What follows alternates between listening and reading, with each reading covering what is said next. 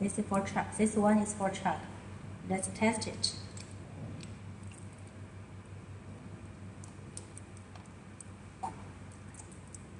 Yes. So like this, it means we need to stop. It's okay. So let's see here. Maybe this one. Yeah, this is 573. Yes, like this. So this tool is very useful if you want to know more about